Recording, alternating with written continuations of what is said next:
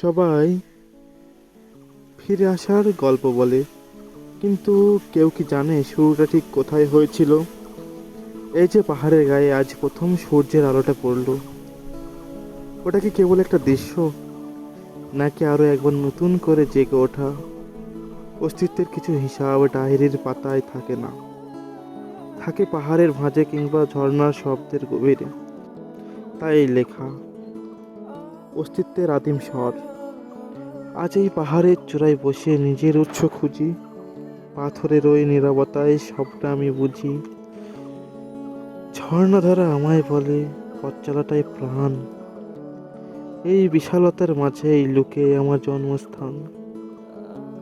সবাই তো ওই চাঁদের সাথে প্রেমের তুলনা করে, আমি না হয় তোমায় খুঁজি হৃদয় গহীন ঘরে।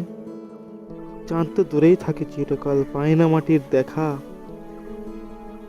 তুমি আমার পাহাড় জুড়ে সঙ্গী হয়ে একা। জন্ম মানেই ঝর্ণা হয়ে পাহাড় বেয়ে নামা, মৃত্যু মানেই শান্ত হয়ে কোথাও গিয়ে থামা।